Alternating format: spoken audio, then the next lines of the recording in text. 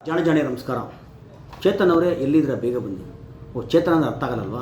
ಚೇತನ್ ಅಹಿಂಸಾ ಅವರೇ ಎಲ್ಲಿದ್ದೀರಾ ದಯವಿಟ್ಟು ಬೇಗ ಬನ್ನಿ. ನಿಮ್ಮ ಅವಶ್ಯಕತೆ ಇದೆ ಈ ಮಣ್ಣಿಗೆ, ಈ ದೇಶಕ್ಕೆ. ಇಡೀ ಯುವ ಸಮೂಹ ದಾರಿ ತಪ್ತಾ ಇದೆ. ಅದು ಯಾರ ಮುದುಕನ ಜೊತೆ ಹೋಗ್ತಾವ್ರೆ, ಆ ಬಡಪಾಯಿ ಮುದುಕನ ಜೊತೆ ಹೋಗಿ ಹಾಳಾಗ್ತಾವ್ರೆ. ನೀವು ಅದನ್ನು ತಪ್ಪಿಸ್ಬೇಕು, ನಾಯಕತ್ವ ವಹಿಸ್ಕೋಬೇಕು. ಇಡೀ ವಿಪ್ರಕುಲ ನಿಮಗೋಸ್ಕರ ಅಪಾಪಿಸ್ತಾ ಇದೆ. ಅವರ ಪಾಲಿನ ಶ್ರೀರಾಮಚಂದ್ರ ನೀವು, ಗುರುರಾಘವೇಂದ್ರ ನೀವು. ಸೂಲಿಬೆಲೆ ಹುಡುಕ್ತಾವನೆ, ಅವನು ಪುನೀತ್ ಕೆರಳಿ ನಿಮಗೋಸ್ಕರ ಹುಡುಕ್ತಾವನೆ. ಅಲ್ಲಿ ಕೇಶವಪುರದಲ್ಲಿ ನಿಮಗೋಸ್ಕರ ಮುತ್ತೈದರೆಲ್ಲ ಆರ್ತಿ ಇಟ್ಕೊಂಡು ಸ್ವಾಗತ ಮಾಡೋಕ್ಕೆ ಕಾಯ್ತಾ ಇದ್ದಾರೆ. ಬಸವನಗುಡಿಯ ಸ್ಟೇಷನ್ನಲ್ಲಿ ಮರುಹುಟ್ಟು ಪಡೆದಂಥ ಜನವಾರನೇ ಆಗ್ತಲೇ ಎರಡನೇ ಜನ್ಮ ದ್ವಿಜನ ಆದಂಥ ಚೇತನ್, ನೀವತ್ತು ಬರಲೇಬೇಕು. ಡಾಕ್ಟರ್ ರಾಜ್ಕುಮಾರ್ ಬಗ್ಗೆ ಮಾತಾಡಿ ಅರಗಿಸ್ಕೊಂಡಂಥ ಚೇತನ್, ನಿಮ್ಮ ಅವಶ್ಯಕತೆ ಇವತ್ತಿದೆ. ಅದೇನು ಎತ್ತ ಎಲ್ಲವನ್ನೂ ಸಹ ಹೇಳ್ತೀನಿ. ಅದಕ್ಕಿಂತ ಮುಂಚೆ ನಮ್ಮ ಕನ್ನಡ ಜಾಣ ಯೂಟ್ಯೂಬ್ ಚಾನಲ್ನ ಸಬ್ಸ್ಕ್ರೈಬ್ ಮಾಡಿ, ನಮ್ಮ ಸಪೋರ್ಟ್ ಮಾಡಿ ಅಂತ ಹೇಳ್ತಾ, ನಾನು ಯಾಕೆ ಚೇತನ್ ಅವ್ರನ್ನ ಕರಿತಾ ಇದ್ದೀನಿ ಅಂದರೆ, ಇಡೀ ಯುವಕರು ಇವತ್ತು ದಾರಿ ತಪ್ಪಿದ್ದಾರೆ.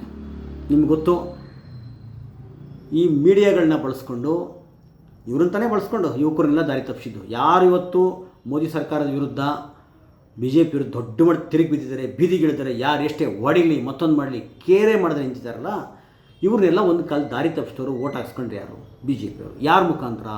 ಮೀಡಿಯಾಗಳ ಮುಖಾಂತರ. ಬರೀ ಅದೇ ಸುಳ್ಳುಗಳು ಹೇಳಿ ಏನೇನೋ ಈ ಕೆಲವರು ಬರೆದು ಈ ವಾಟ್ಸಪ್ ಯೂನಿವರ್ಸಿಟಿಗಳಿಂದ ಸುಳ್ಳುಗಳನ್ನು ತುಂಬಿ ಅವರನ್ನು ತಲೆ ಕೆಡಿಸಿದರು. ಇವತ್ತು ಅರ್ಥ ಆಗಿದೆ. ನಾನು ಪದೇ ಒಂದು ಮಾತು ಹೇಳ್ತಾ ಇದ್ದೆ, ನಿಮ್ಮ ಸುಳ್ಳುಗಳು, ನಿಮ್ಮ ಕುತಂತ್ರಗಳು, ನಿಮ್ಮ ಹುನ್ನಾರಗಳು ಯುವಕರಿಗೆ ಅರ್ಥ ಆದ ತಕ್ಷಣ ನೀವು ಎಲ್ಲಿರ್ತೀರೋ ಗೊತ್ತಿಲ್ಲ, ಯಾವ ಗಠಾರದಲ್ಲಿ ಬಿದ್ದಿರ್ತೀರೋ ಗೊತ್ತಿಲ್ಲ ಅಂತ ಹಂಗೆ ಆಗ್ತಾಯಿದೆ. ಡೆಲ್ಲಿಲಿ ಇವತ್ತು ಅವ್ರಿಗೇನು ಹೊಡಿತಾ ಇಲ್ಲ, ಯಾವುದೇ ಮೇನ್ ಸ್ಟ್ರೀಮ್ ಮೀಡಿಯಾ ಹೋದರೂ ಸಹ ಇವ್ರಿಗೆ ಏನು ಹೊಡಿತಾ ಇಲ್ಲ. ಆದರೆ ಅದಕ್ಕಿಂತ ಘೋರವಾದ ಅವಮಾನ ಮಾಡ್ತಾಯಿದ್ದಾರೆ. ಒಂದು ಕಾಲದಲ್ಲಿ ರಾಜ ಮಹಾರಾಜರ ಕಾಲದಲ್ಲಿ ಪಾಪ ಹೊಟ್ಟೆಪಾಡಿಗೋಸ್ಕರ ಹೆಣ್ಮಕ್ಳು ವೇಷವೃತ್ತಿ ಮಾಡ್ತಿದ್ರು, ಅವರು ಅವ್ರ ಕೈ ಡ್ಯಾನ್ಸ್ ಮಾಡಿಸ್ತಾಯಿದ್ರು.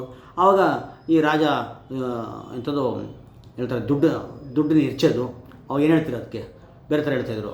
ಅಥವಾ ಯಾವುದೋ ಒಂದು ಒಡವೆನ ತೆಗೆದು ಬಿಸಾಕ್ಬಿಡೋದು, ಈ ಥರ ಮಾಡ್ತಿದ್ರಲ್ಲ. ಹಂಗೆ ಇವತ್ತು ಚಿಲ್ಲರೆ ದುಡ್ಡನ್ನು ಇವತ್ತು ಆ ವೇಶ್ಯರಿಗಿಂತ ಕಡೆಯಾದ್ರೆ ನೀವು ಅಂತೇಳಿ ಈ ಗೋಧಿ ಮೀಡಿಯಾಗಳಿಗೆ ಅಲ್ಲಿಯ ಜನ ಎಸಿತಾ ಇದ್ದಾರೆ, ಮೈ ಮೇಲೆ ದುಡ್ಡನ್ನ ಎಸಿತಾ ಇದ್ದಾರೆ.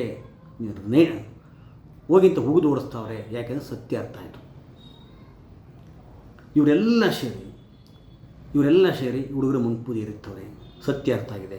ಆ ಕಾರಣಕ್ಕೆ ಇವರೇನು ಮಾಡಿದ್ರು, ಇವತ್ತು ಗಾಂಧಿ ಜೊತೆ ಹೊಂಟಿದ್ದಾರೆ. ಇವತ್ತು ನಾನು ಹೇಳಿದ ಮುದುಕ, ಆ ಅಟವಾದಿ ಮುದುಕ, ಗಟ್ಟಿರೋ ಮುದುಕ, 45 kg ತೂಕ ಇದ್ದ ಈ ಮುಳೆ ಮನುಷ್ಯ, 2 ತುಂಡು ಬಟ್ಟೆ ಹಾಕ್ಕೊಂಡು, ಏನು ರೀ ಮನುಷ್ಯ ಎಷ್ಟು ಸಲ ಸಾಯಿಸೋದ್ರಿ, ಎಷ್ಟು ಸಲ ಹೊಡೆಯೋದು, ಎಷ್ಟು ಸಾಯಿಸೋದು, ಎಷ್ಟು ಬರೆಯೋದು, ಎಷ್ಟು ಅವನ ಬಗ್ಗೆ ಮಾತಾಡೋದು, ಏನು ನಾಶವಾದಂಗೆ ಇರ್ತಾನೆ, ಮತ್ತೆ ಉಟ್ಬಿಡ್ತಾನೆ. ಇವತ್ತು ನಗಾಡ್ತಾವನು ಖುಷಿಯಾಗಿ.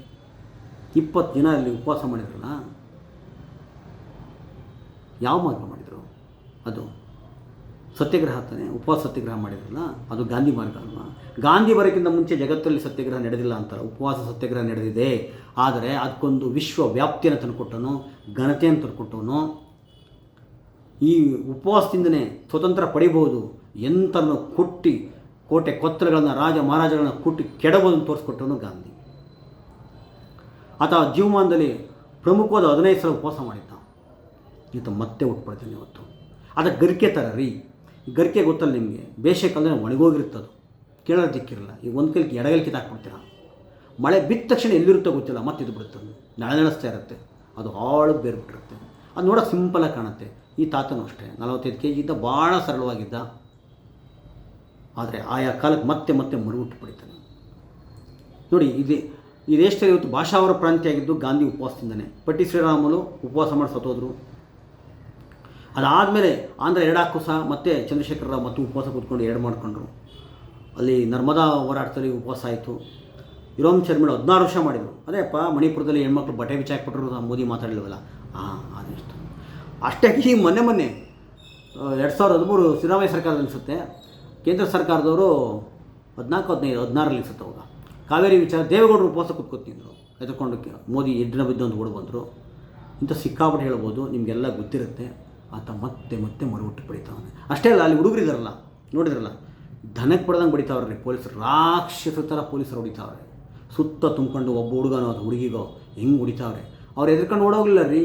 ಅವ್ನು ಯಾರಿದ್ನಲ್ಲ, ಬಾಬಾ ರಾಮದೇವ್ ಥರ ಹೆಂಗಸರು ನೈಟಿ ಹಾಕೊಂಡು ಓಡೋಗ್ಬಿಟ್ಟಲ್ಲ, ಕಳ್ಳಂತರ ಪುಕ್ಲ, ಓಡೋಗಲಿಲ್ಲ. ಅಥವಾ ಮೋದಿ ಸಾಹೇಬರು ಹೆಣ್ಮಕ್ಳು ಹೊಡಿತಾರೆ ಅಂತ ಸಂಸತ್ತಿ ಬರಲಿಲ್ವಲ್ಲ, ಎದುರ್ಕೊಂಡು ಪುಕ್ಲಂತರ ಹಂಗೆ ಎದುರಲಿಲ್ಲ ಇವರು. ಹೊಡೆಯೋದು ಎಷ್ಟು ಹೊಡಿತೀನಿ ನೋಡ್ತೀನಿ, ಹೊಡೆ ನೀನು ಅಂತೇಳಿ ಧೈರ್ಯ ನಿಂತ್ಕೊಂಡ್ರು. ಮತ್ತೆ ನೆನಪಾಗಿದ್ದೇನು ಗೊತ್ತಾ, ಉಪ್ಪಿನ ಸತ್ಯಾಗ್ರಹ ನೆನಪಾಯಿತು, ದಂಡಿ ಮಾರ್ಚ್. ಅವಾಗಲೂ ಹಂಗೇನೆ ಬ್ರಿಟಿಷ್ ಪೊಲೀಸರು ನಮ್ಮ ಜನ ನೋಡಿದ್ದಾಯಿದ್ರು, ಸಹಾಯ ಬುಲ್ಡೆ ಬಿಚ್ಚಿದ್ರು, ಓಡೋಗಿಲ್ಲ, ಅವರು ಹೆದರಲಿಲ್ಲ. ಬ್ರಿಟಿಷ್ ಪೊಲೀಸರು ಅಂದರೆ ಬ್ರಿಟಿಷ್ ಸರ್ಕಾರ, ನಮ್ಮದೇ ಹೊಡೆದ ನಮ್ಮ ಜನ ಇರ್ಬೋದು, ಬ್ರಿಟಿಷ್ ಸರ್ಕಾರ. ಇವತ್ತು ಯಾವ ಸರ್ಕಾರ ಇದೆ? ಇದು ಯಾವ ಸರ್ಕಾರ ಅಂತ ಕರಿತೀರಿ? ಇದನ್ನ ಯಾರು ಹೊಡಿತಾ ಇದ್ದಾರೆ? ನಿಮ್ಮನ್ನು ಗಿಲೆ ಚಿಗುಪ್ರು ಹೊಡಿತಾರಲ್ವಾ, ಹೆದರ್ಕೊಂಡು ಓಡೋಗಿಲ್ಲ ಅವರು. ಅದಕ್ಕೆ ಹೇಳಿದ್ದು, ನನಗೆ ಯಾರೊಬ್ಬರು ಸಲ ಹೇಳ್ತಾಯಿದ್ರು, ಈ ಗಾಂಧಿ ಸವಾಸನೆ ಬೇಡ ಅಂತೇಳಿ ದೂರಕ್ಕೆ ಓಡೋದ್ರೆ ನಮಗಿಂತಲೇ ಮುಂಚೆ ಓಡೋದಲ್ಲಿ ಕೂತಿರ್ತಾನಂತೆ. ಅಂದರೆ ಈ ಗಾಂಧಿ ಮತ್ತೆ ಮತ್ತೆ ಮರುಹುಟ್ಟು ಪಡಿತಾನೆ. ಎಷ್ಟು ಸುಳ್ಳು ಹೇಳಿಸಿದ್ದು, ಏನು ಹುಡುಗಿರ ಮೇಲೆ ಕೈ ಹಾಕೊಂಡಿದ್ದ, ಹರಿಜನ್ ಫಂಡಲ್ಲಿ ದುಡ್ಡು ಹೊಡೆದ್ಬಿಟ್ಟು ಏನು ಮಕ್ಕಳಿಗೆಲ್ಲ ಇಡೀ ದೇಶದಲ್ಲಿ ದೊಡ್ಡ ಬಿಸ್ನೆಸ್ ಹಾಕ್ಕೊಟ್ಟವ್ರಲ್ಲ, ಅದಾನಿ ಅಂಬಾನಿ ಮೀರಿಸ್ತಾವ್ರಲ್ವ, ಅಷ್ಟೊಂದು ಬಿಸ್ನೆಸ್ ಮಾಡ್ತಾವ್ರೆ. ಅಥವಾ ಮಕ್ಕಳು ಏನಾರು ದೇಶಕ್ಕೆ ಪ್ರೈಮ್ ಮಿನಿಸ್ಟರ್ ಮಾಡಿದ್ದ ಗಾಂಧಿ ಅಲ್ವಾ, ದೊಡ್ಡ ಮಹಲ್ ಅರಮನೆ ಥರ ಮನೆ ಕಟ್ಕೊಂಡಿದ್ದ ಅಲ್ವಾ.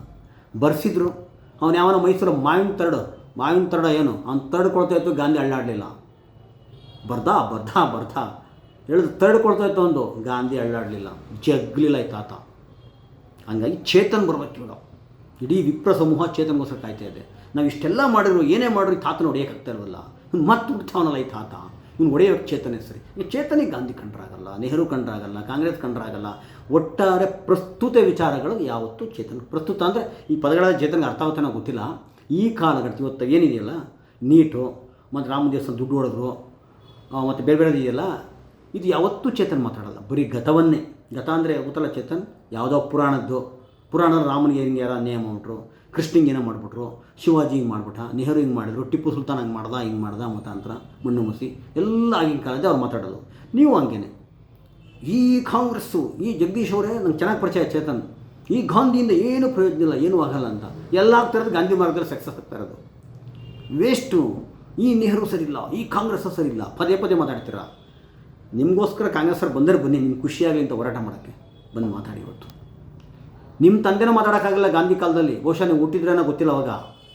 ನೀವು ಇವತ್ತು ಗಾಂಧಿ ಮಾತಾಡಬೇಕು. ಈಗ ನಿಮ್ಮ ಮಗನೂ ಮಾತಾಡ್ತಾರನೋ ಗೊತ್ತಿಲ್ಲ, ನಿಮ್ಮ ಮಕ್ಕಳು ಮುಂದೆ ನೀವು ಮಾತಾಡ್ಬೇಕು. ಇವಾಗ ಬನ್ನಿ ಮಾತಾಡಿ ಗಾಂಧಿನ. ಅದಕ್ಕೆ ಹೇಳಿದ್ದು, ಇಡೀ ವಿಪ್ರಕುಲ ನಿಮಗೋಸ್ಕರ ಕಾಯ್ತಾ ಇದೆ. ಅವರ ಪಾಲಿನ ಶ್ರೀರಾಮಚಂದ್ರ, ಅವ್ರ ಶಬರಿ ಕಾಲ ರಾಮನಿಗೆ ಹಂಗೆ ಕಾಯ್ತಾವ್ರೆ.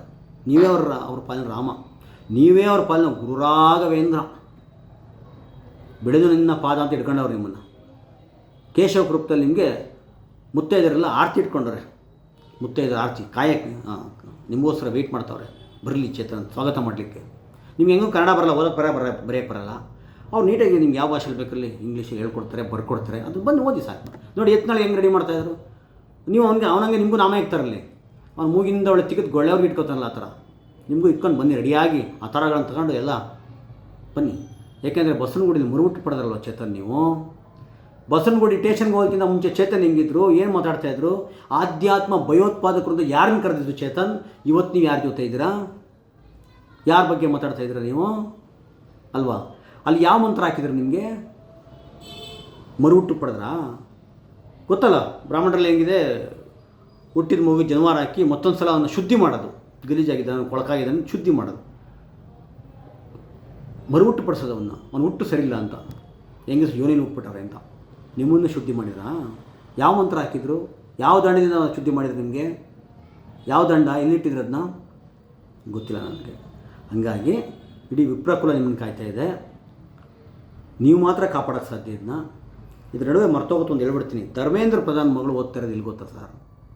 ಮಾತೆತ್ತರೆ ನಮ್ಮ ಸ್ವದೇಶಿ, ಮೇಕ್ ಇನ್ ಇಂಡಿಯಾ, ನಮ್ಮ ಧರ್ಮ, ನಮ್ಮ ಗೋಮಾತೆ, ಇಷ್ಟೆಲ್ಲ ಹೇಳೋ ಜನ ನೀವು. ಈತನ ಮಗಳು ಧನಾತ್ಮಕ ದೇಶದಲ್ಲಿ ಓದ್ತಾವಳೆ, ಫೇಲ್ ಆಗಿದ್ದಾಳೆ. 5 ವರ್ಷದಿಂದ ಓದ್ತಾಳೆ, ಅಮೇರಿಕಾದಲ್ಲಿ ಓದ್ತಾ ಇರೋದು ಧರ್ಮೇಂದ್ರ ಪ್ರಧಾನ್ ಮಗಳು. ದಯವಿಟ್ಟು ಚೇತನ್ ಅವರೇ ಎಲ್ಲಿದ್ದೀರಾ? ಬೇಗ ಬನ್ನಿ. ಬಂದ್ಬಿಟ್ಟು ಯುವಕರನ್ನ, ದಾರಿ ತಪ್ಪಿರೋ ಹುಡುಗರನ್ನ ನೀವು ಕಾಪಾಡಬೇಕು ಅಂತ ಹೇಳ್ತಾ ನಾನು ಈ ಮುಖಾಂತರ ನಿಮ್ಗೆ ರಿಕ್ವೆಸ್ಟ್ ಮಾಡ್ತಾಯಿದ್ದೀನಿ. ಬನ್ನಿ ಚೇತನ್. ನಮಸ್ಕಾರ.